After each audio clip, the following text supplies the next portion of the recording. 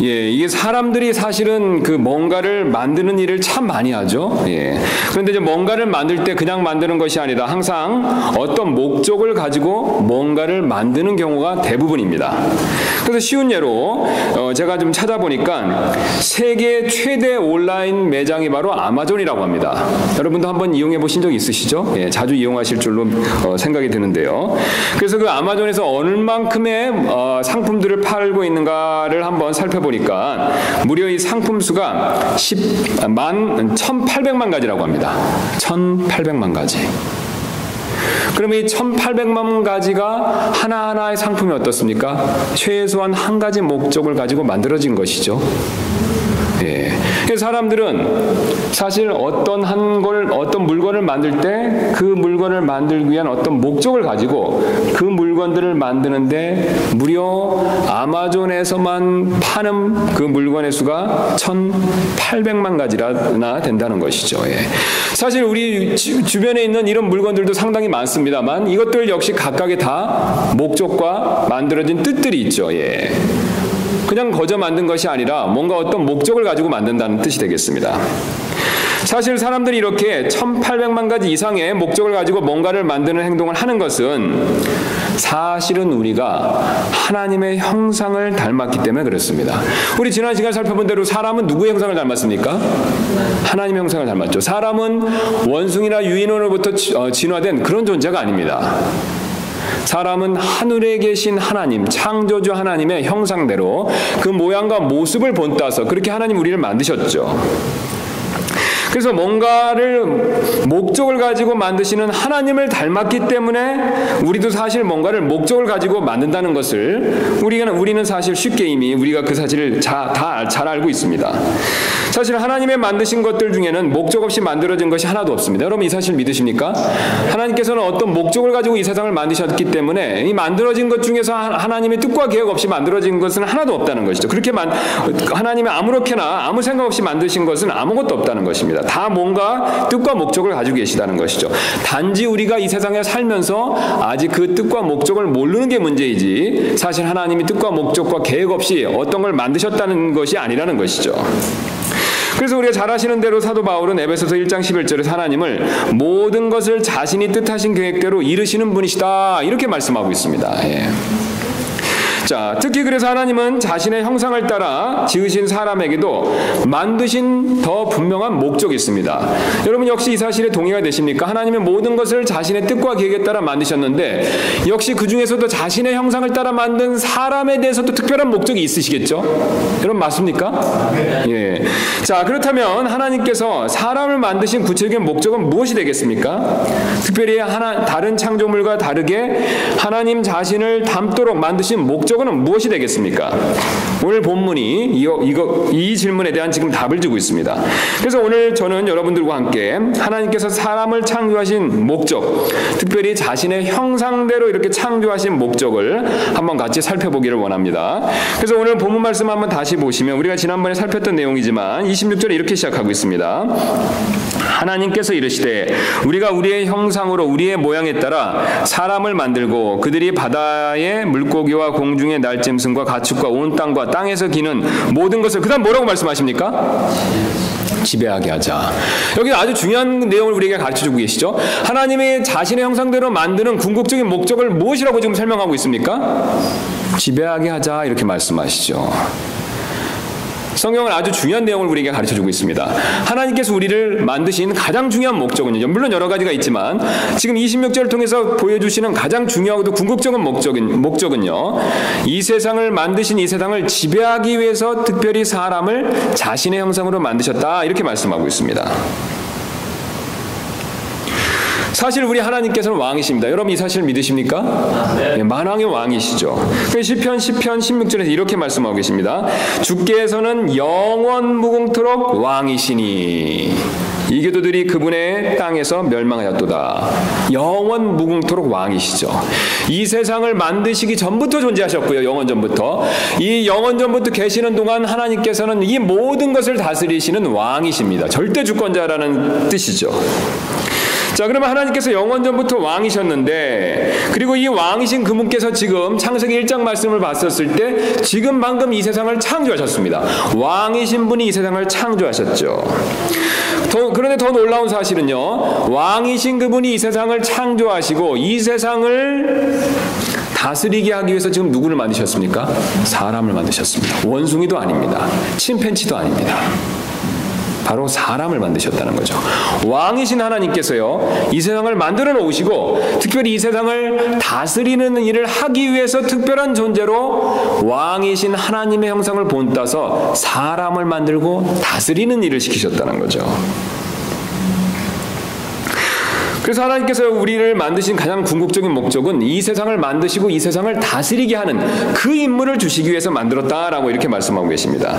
그런데 여기서 우리가 좀 조심해야 될 부분은요, 여기서 지배하자, 정복하다라는 단어를 하나님께서 쓰시고 계시는데요, 이 지배나 정복이란 것은 우리가 현재 생각하는 억압이나 착취, 그 다음에 그 속박이라는 이런 의미를 가지고 있는 것은 아닙니다.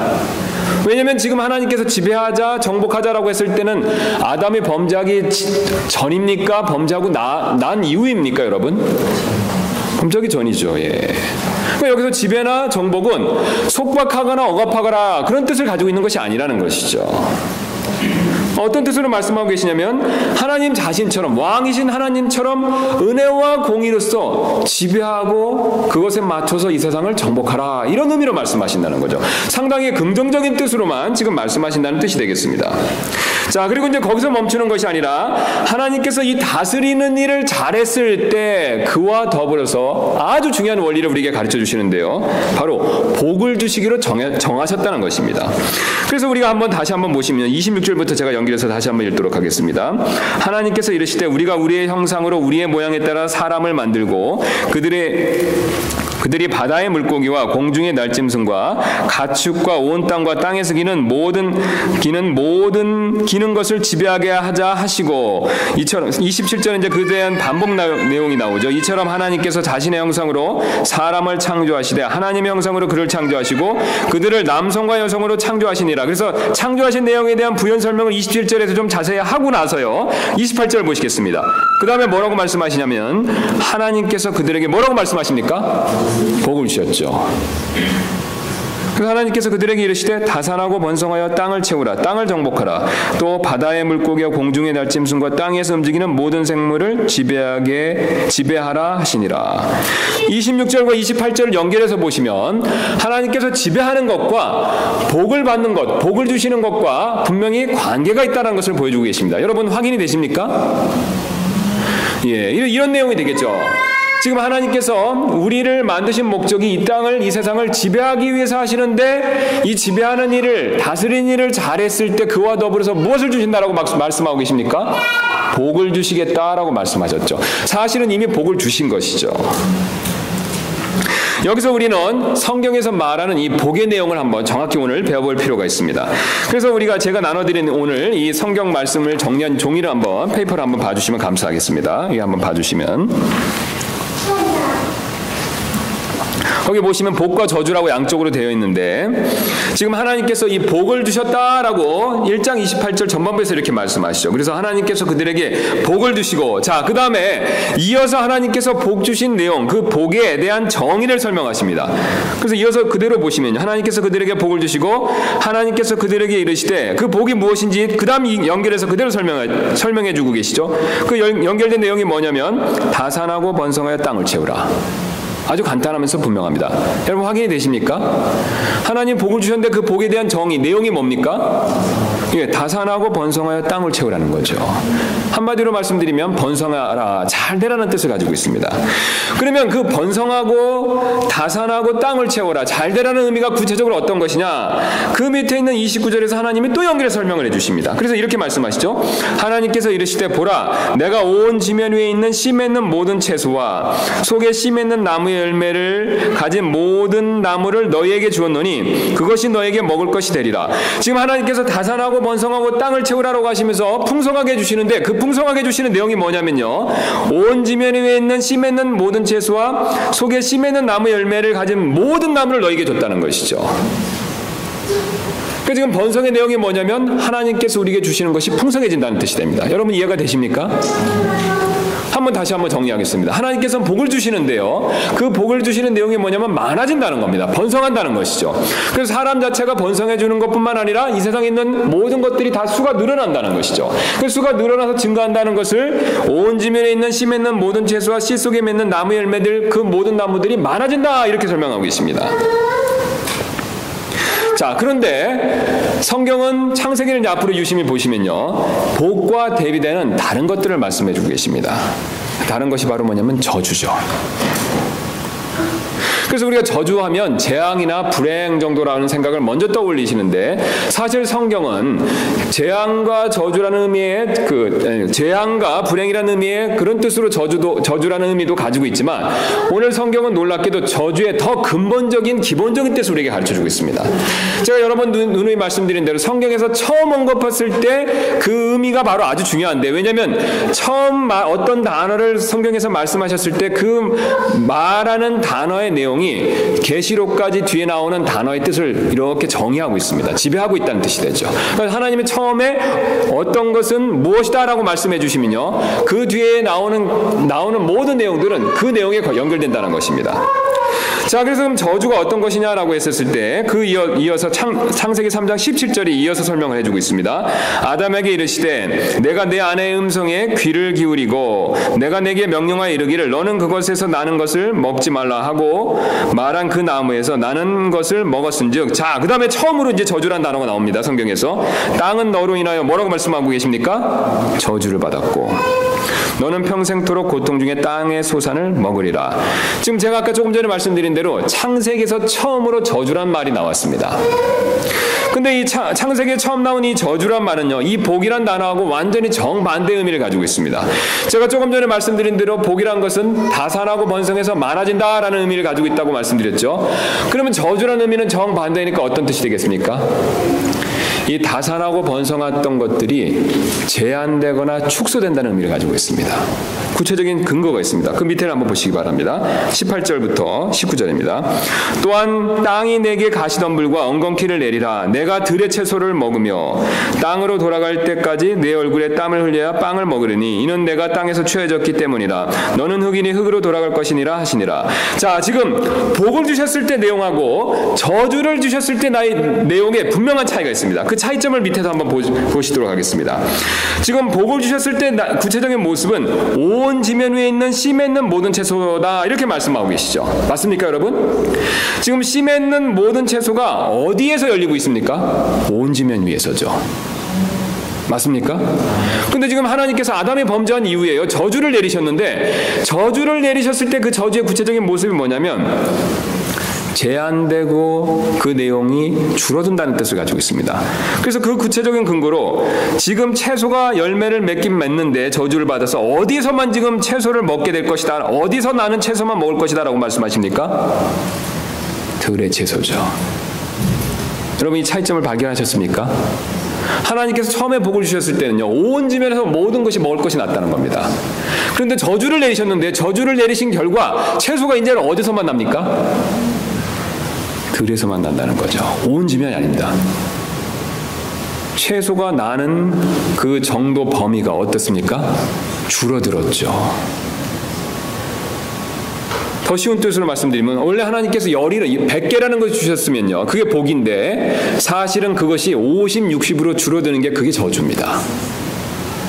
게다가 그전에는 땅에 저주를 내리시기 전에는 나지 않은 새로운 것이 났죠. 어떤 겁니까?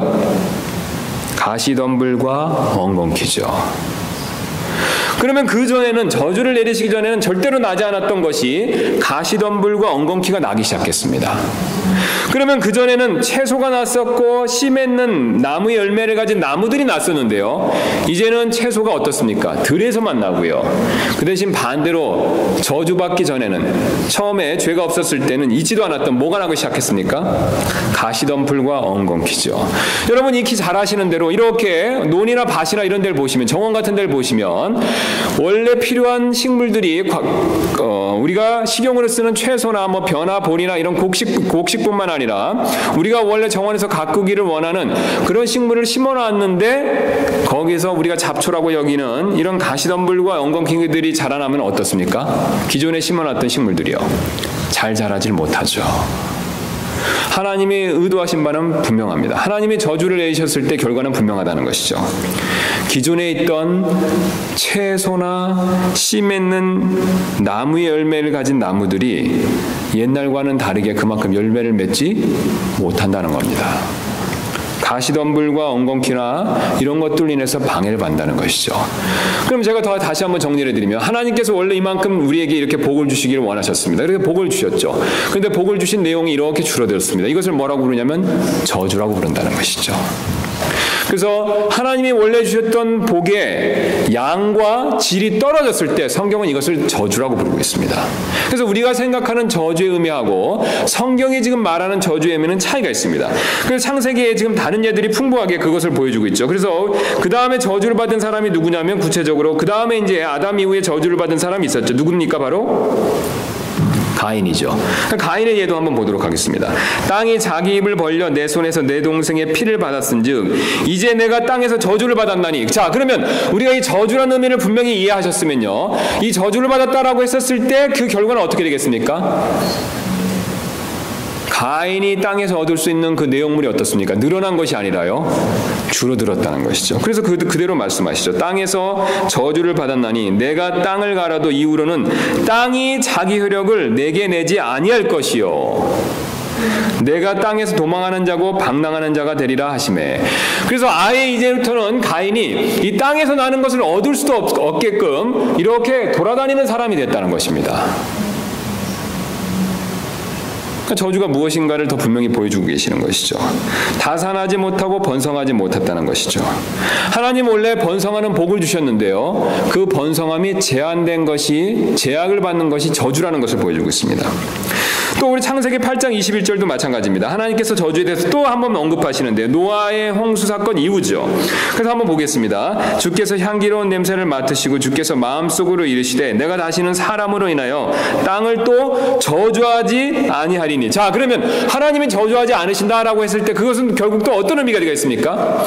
과거같이 땅에서 나는 풍성함이나 이런 것들을 하나님이 줄이지 않으시겠다라는 것이죠. 근데 하나님께서 줄이신 사건이 있었습니다. 무슨 사건이었죠? 노아의 홍수 사건이죠. 그때는 거의 완전히 모든 것을 멸하셨죠. 노아의 가족들과 그 안에 있는 방주에 있는 생물들을 제외하고는요. 그런데 하나님께서 이제 그런 저주를 그렇게 내가 내리는 복을 제한하거나 줄이지는 않겠다 이렇게 약속하시죠. 그래서 홍수로 인해서 다산하지 못하고 번성하지 못하고 땅을 채우지 못했던 것, 그것에 대해서 하나님이 지금 저주다라고 말씀하십니다. 그 다음에 우리 창세기 9장 25절 또 저주에 대해서 말씀하시는데요, 이 가나안은 저주를 받을 것이니 이렇게 말씀하고 계시죠. 예. 그럼 여기서 가나안이 저주를 받았다고 말씀하시니까 어떻습니까? 그럼 우리가 벌써 추측을 하실 수가 있죠. 가나안이 저주를 받았으니까요. 어떤 분들은 이게 피부색이 검게 됐기 때문에 뭐 이제 차별을 받는다 이런 식으로 생각하시는데 그런 내용은 없습니다. 사실 저주라는 의미는 지금 한결같이 똑같은 의미로 사용되고 있죠. 어떤 뜻이 되겠습니까? 그렇죠. 상대적으로 가나안은 번성하지 못한다는 겁니다. 자손의 수가 많지 못하고 또 그 자손들이 번성함이 다른 자손들보다는 셈과 야벳보다는 떨어진다는 것이죠. 그래서 이렇게 말씀하십니다. 이르되 가나안은 저주를 받을 것이요 그의 형제들에게 종들의 종이 될 것이니라 하고 하나님께서 그 대신 야벳을 크게 만드시리니. 그 야벳과 지금 가나안은 어떻게 말씀하십니까? 대조해서 정반대로 말씀하시죠. 그래서 가나안은 저주를 받아서 수가 줄을 것이고 야벳은 반대로 어떻습니까? 크게 번성한다는 것이죠. 그래서 그 결과 가나안은 그의 종이 될 것이다 이렇게 말씀하십니다. 야벳은 다산하고 번성하였지만 가나안은 그렇게 되지 못하고 그의 종이 된다는 것을 보여주고 계시죠. 그 다음에 또 우리가 잘 아시는 대로 창세기 12장 3절에 아브라함에게 하나님께서 주신 아주 중요한 약속이 있죠. 너를 축복하는 자들에겐 내가 복을 주고 너를 저주하는 자에게 뭘 내리신다라고 말씀하셨습니까? 저주를 내리니 내 안에서 땅의 모든 가족들이 복을 받으리라 하였더라. 자, 그러면 이게 무슨 뜻입니까? 아브라함을 축복하는 자는요, 아브라함이 잘 되는 것 같이 그 사람들도 잘 된다는 뜻입니다. 여러분 맞습니까? 반대로 아브라함을 저주하면요, 그러면 아브라함이 번성하는 걸 방해한다는 뜻이 되죠. 저주하는 것은요. 아브라함이 커지고 번성하는 걸 방해하는 것입니다. 그렇게 그걸 방해하는 사람은 하나님 어떤 벌을 내리신다고 말씀하십니까? 그도 역시 커지지 못하고 번성하지 못한다는 것이죠. 그래서 실제로 이제 그런 사건이 일어났었죠. 아브라함이 사실 2번 위기를 겪은 적이 있었는데요. 한 번은 뭐냐면 이집트로 내려갔었을 때 자신의 아내 사레를 한번 빼앗긴 적이 있습니다. 파라오한테. 그 다음에 아비멜렉 왕한테 한 번 또 빼앗긴 적이 있었죠. 예.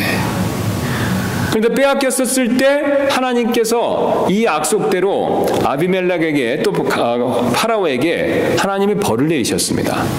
근데 그 벌을 내리셨는데 벌을 내리신 내용이 뭐냐면 특별히 아비멜렉과 그 왕궁에 있는 가족들에 대해서는 출산하지 못하는 내용이었습니다. 예, 태를 닫으신다는 거였죠.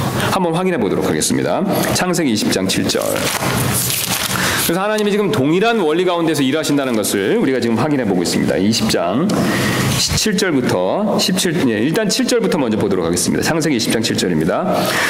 그러므로 이제 하나님께서 이제 꿈속에 이렇게 말씀하시죠. 그러므로 이제 그 남자에게 그의 아내를 돌려보내라. 그는 대언자이므로 그가 너를 위하여 기도하리니 내가 살려니와 만일 내가 그녀를 돌려보내지 아니하면 너와 내게 속한 모든 것이 반드시 죽을 줄 알지니라 하시니라. 7절 말씀만 보면 무조건 죽을 거다라고 해서 어떤 질병이나 이런 걸로 죽을 거라는 생각이 우리가 드는데요. 아니면 하나님께로부터 직접적으로 벌이 내려서 하나님의 목숨을 취할 것 같이 보이지만 사실은 그렇지 않습니다. 그것에 대한 더 정확한 내용을, 자세한 내용을 17절부터 18절에 풀어주고 있습니다. 이렇게 말씀하고 있죠. 그래서 지금 앞에서는 아브라함이 기도를 해야 네가 살 거다. 기도를 하지 않으면 아비멜렉 네가 죽을 것이다. 이렇게 말씀하시면서요. 그 죽는 내용이 어떤 내용이냐면 17절, 18절에 나와 있습니다.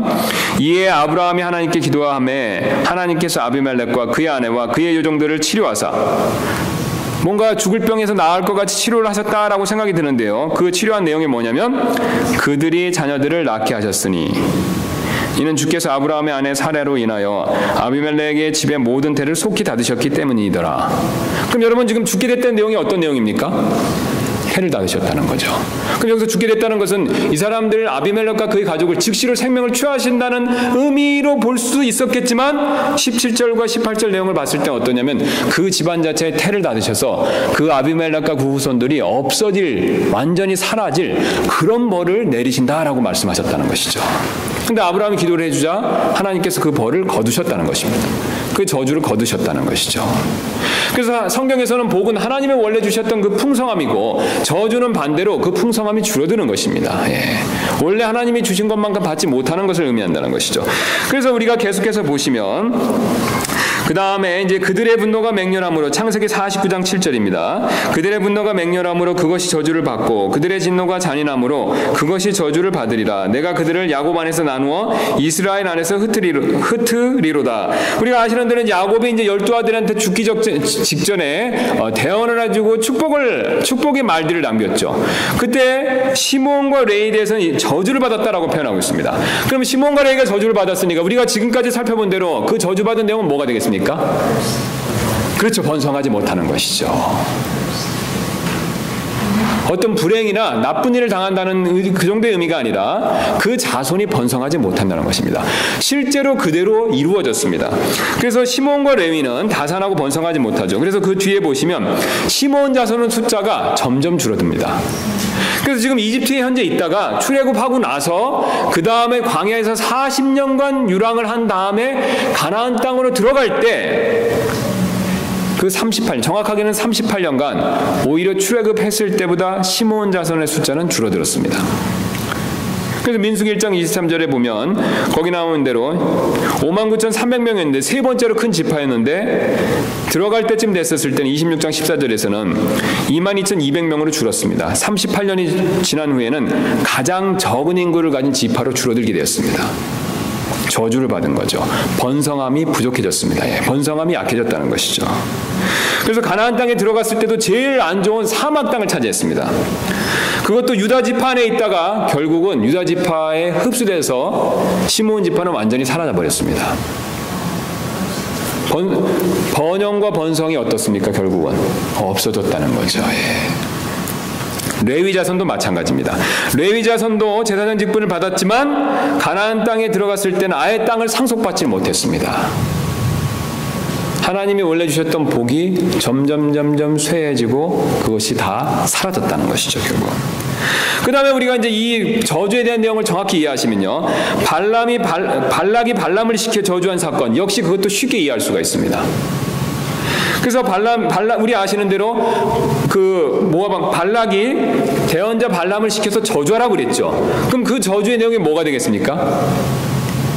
이스라엘 백성들이 그 번성한 것이 쇠하게 되라는 내용이 되겠죠.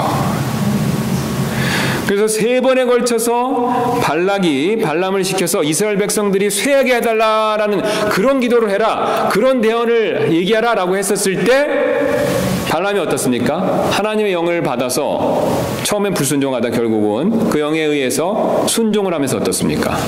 이스라엘 백성들이 번성하게 될 것을, 더 커질 것을 반대로 얘기해 줬죠.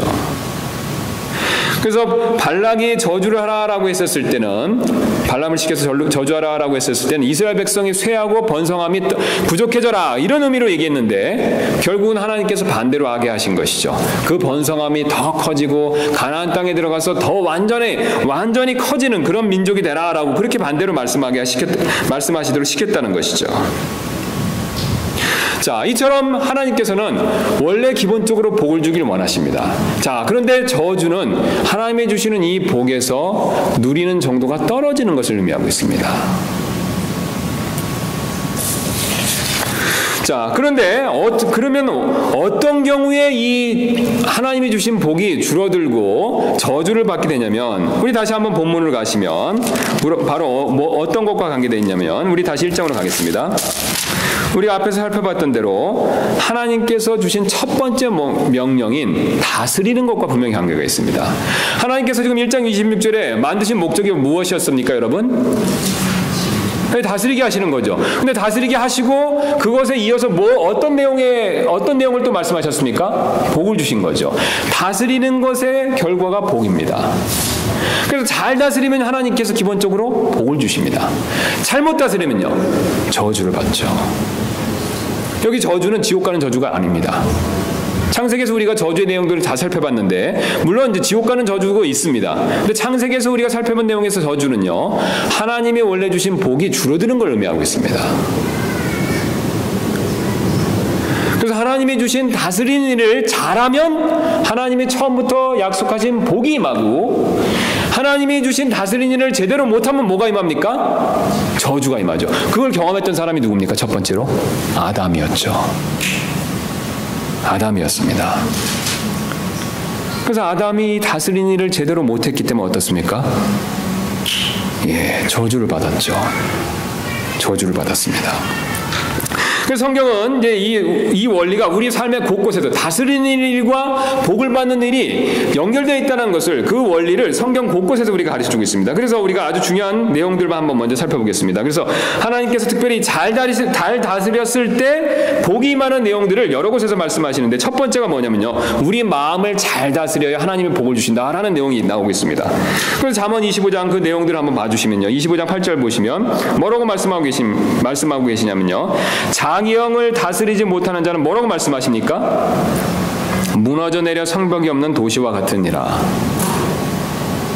우리가 영이 마음 안에 있다는 것을 우리는 이미 잘 알고 있습니다. 그래서 자기 영을요 잘 다스리면 반대로 무너져 내리는 성벽이 없는 도시와 같지 않게 된다는 것이죠. 그런데 반대로 자기 영을 잘 다스리지 못하면 어떻습니까? 성벽이 없는 도시와 같이 망한다는 것이죠. 또 특별히 하나님의 화평이 우리 마음을 다스리게 해야 된다라고 이렇게 말씀하고 계십니다. 신약에서는요, 골로새 3장 15절입니다. 그래서 하나님의 화평이 너희 마음속에 다스리게 하라 이렇게 말씀하고 계시죠. 그래서 하나님의 화평이 우리 마음을 잘 다스리면 우리의 하는 일 가운데서 복이 있겠습니까? 아니면 저주, 곧 하는 일이 잘 안 되겠습니까? 대답이 없으시네요. 하나님이 하시는 일을 잘 되게 해주겠죠. 그 다음에 또 성경은 죄가 마음을 다스리지 못하게 하라, 지배하지 못하게 하라고 그렇게 말씀하고 있습니다. 그래서 창세기 4장 7절 말씀 보시면 내가 잘 행하면 너를 받지 않겠느냐, 그러나 내가 잘 행하지 않으면 죄가 문에 엎드려 있느니라. 그의 열망이 내게 있으리니 뭐라고 말씀하십니까? 너는 그를 다스릴 것이니라. 죄를 잘 다스리라고 말씀하시죠, 마음 가운데서. 그 다음에 그 이어서 시편에서 또 19편도 똑같이 얘기합니다. 그 죄들이 나를 지배하지 못하게 하소서. 그렇게 지금 기도하고 있습니다, 시편 기자가. 특별히 다윗이죠. 시편 그 다음에 119편 133절도요. 어떤 불법도 나를 지배하지 못하게 하소서, 이렇게 얘기하고 있고, 바울도 로마서 6장 14절에서 이렇게 얘기하고 있습니다. 죄가 특별히 구원받은 우리가 죄가 너희를 지배하지 못하리라. 그럼 우리 마음 가운데서 죄가 지배하지 못하게 했었을 때 무엇이 임한다라고 말씀하고 계십니까? 하나님 주시는 복들이 임한다는 것이죠. 반대로 우리 마음이 죄가 다스리게 하면요, 예, 저주가 받는 거죠. 지옥 가는 저주가 아닙니다. 여기서 말하는, 문맥에 따라 말하는 저주는요. 지옥 가는 저주도 있지만 여기서 말하는 저주는 그 의미가 아닙니다. 그 다음에 또 두 번째로 혀를 잘 다스려야 된다, 이렇게 말씀하고 계시죠. 그래서 야고보 3장 8절에 혀는 아무도 능히 길들이지 못하나니 그것은 다스릴 수 없는 악이요 죽이는 독으로 가득한 것이니라. 무엇도 잘 다스려야 된다고 말씀하십니까? 혀, 말을 조심해야 된다는 것이죠. 그 다음에 우리가 잘 아시는데 또 가정도 잘 다스려야 된다, 이렇게 성경이 말씀하고 있습니다. 그래서 남자는 가정을 잘 다스리고 자녀들을 잘 다스려야 된다는 것을 말씀하시죠. 그리고 우리가 너무나 잘 아시는 말씀입니다. 디모데전서 3장 4절 자기 집을 잘 다스려서 자기 자녀들을 모든 위험으로 복종시키는 자라 할 것이며, 여기에 맞춰서 자녀들도 어떻습니까? 부모의 다스림에 순종할 때 복을 약속하시죠. 그래서 에베소서 6장 1절부터 3절 말씀 보시면 자녀들이 주 안에서 너희 부모에게 순종하라, 이것이 옳으니라. 내 아버지와 어머니를 공경하라. 그 다음에 약속이 따르죠. 그것은 약속 있는 첫째 명령이니 이것은 뭐라고 말씀하십니까?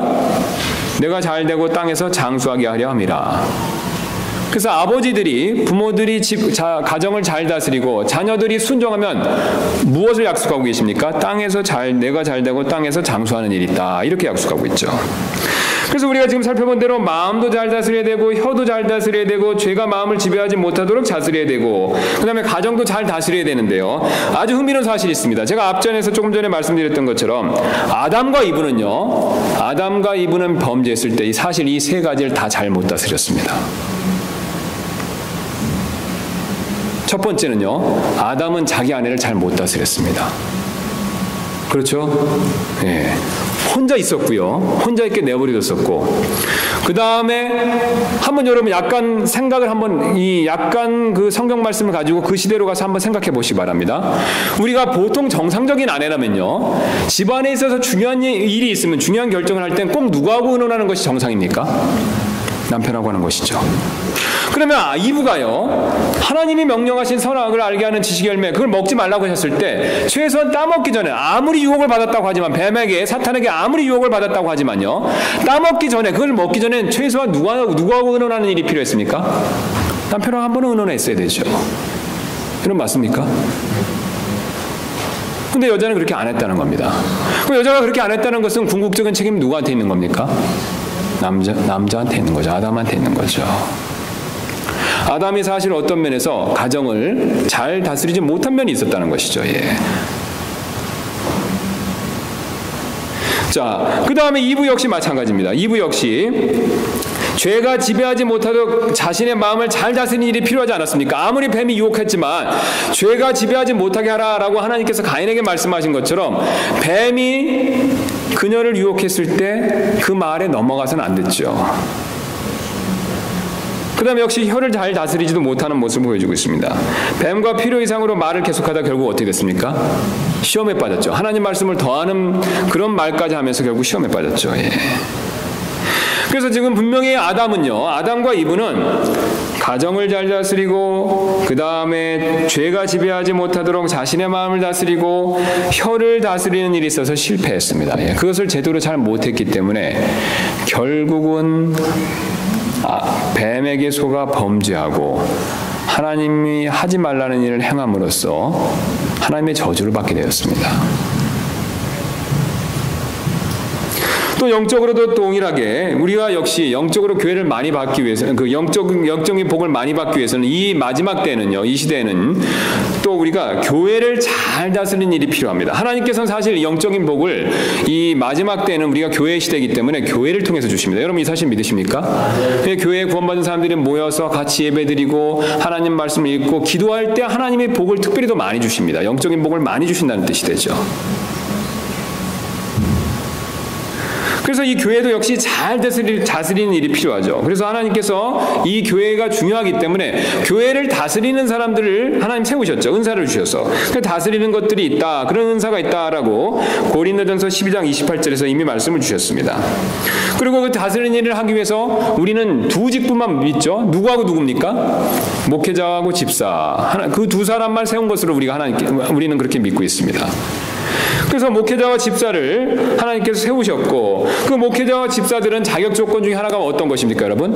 가정을요 잘 다스려야 되죠. 또 자기를 술에 내주지 않고, 그러니까 죄에 내주지 않고 자기 마음을 역시 어떻습니까? 잘 죄에 내주지 않는 만큼 잘 다스리는 사람이 되죠. 말도 어떻습니까? 신중해야 되죠. 예. 동일한 원리가 여전히 나타나고 있습니다. 그리고 성도분들도 역시 어떻습니까? 이런 다스림에 순종할 때 교회가 영적인 복을 받죠.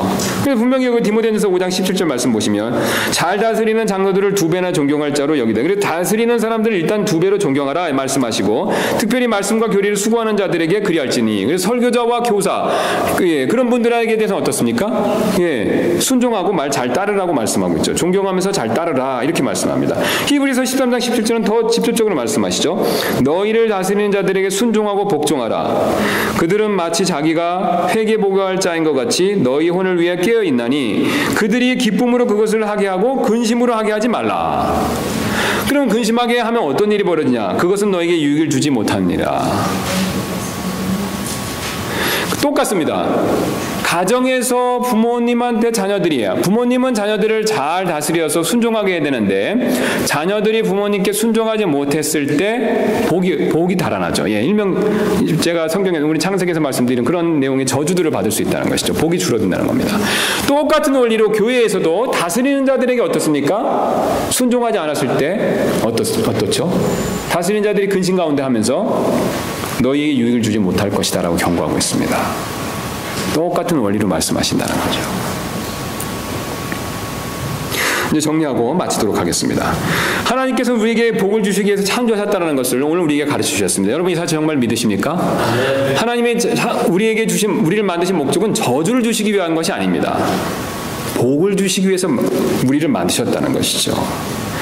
그런데 이 복은요, 하나님 주시기로 약속한 이 복은 특별히 우리가 잘 다스릴 때 이 약속된 복을 잃지 않을 것이다 라는 것을, 저주를 받지 않을 것이다 라고 말씀하고 있습니다. 그러니까 하나님은 원래 처음에 우리가 100이라고 치면 그런 복을 원래 약속하셨습니다. 그런데 이 100이란 복은 하나님이 만드신 우리의 목적대로 잘 다스릴 때 마음과 죄와 가정과 교회와 이런 것들을 잘 다스렸을 때 우리가 계속해서 받고 누릴 수 있다 이렇게 말씀하셨죠. 그런데 이 잘 다스리는 일을 못하면요 어떻습니까? 하나님이 주시는 복이 줄어든다는 것이죠. 오늘 성경 그것을 저주라고 얘기하고 있습니다. 그런데 우리가 그걸 실제 경험적으로 이미 잘 알고 있습니다. 사실 하나님께서는 오늘 복을 주시는 내용에 있어서 학력이 높아야 번성하고 땅에서 내가 잘 되게 하겠다 그런 말씀을 안 하십니다.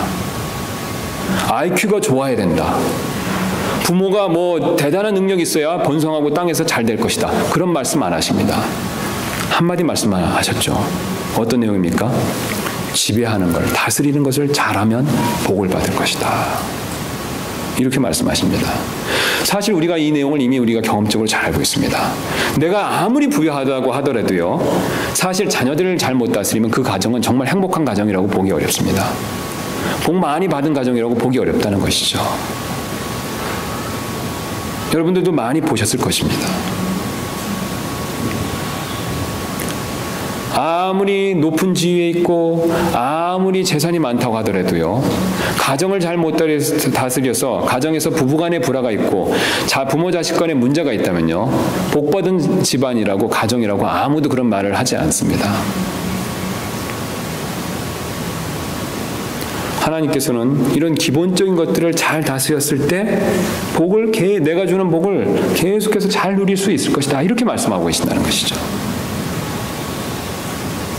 그래서 우리가 이 점에 대해서 그것을 정말로 믿고 이 원리대로 실천할 필요가 있습니다. 게다가 또 이 다스리는 원리는 삶의 모든 부분까지 사실 확장되어 있습니다. 그래서 우리가 이 다스리는 원리에서 관리하는 원리가 나왔고요. 사실 이 관리하는 원리는 청지기 원리와 또 관계가 있습니다. 그래서 우리 아시는 대로 마태복음 25장에서 달란트 비유를 통해서 하나님은 뭘 또 잘 관리하라고 그러셨습니까? 재물이죠. 예. 재능과 은사 같은 걸 또 잘 관리하라고 말씀하셨죠. 그 다음에 또 우리 아시는 대로 에베소서 5장 16절에서 시간을 되찾으라라고 뭐 또 관리를 잘하라고 그러셨습니까? 예, 시간 관리도 잘하라고 말씀해 주셨죠. 그 다음에 우리가 아시는 대로 바울이 디모데에게 위장과 자주 있는 병을 위해서 포도즙을 조금 쓰라라고 하면서 아주 드물게도 뭘 잘하라고 또 얘기해 주고 있습니까? 건강관리도 잘하라고 하는 거죠. 하나님께서 이렇게 관리하는 것들을 잘하는 것이 필요하다라고 말씀하십니다. 예.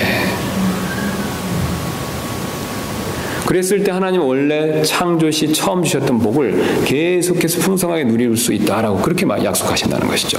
그런데 우리가 이 관리하는 것을 제대로 못하면요, 그때 하나님이 주시는 복을 상대적으로 많이 누리지 못하게 된다는 것이죠. 예.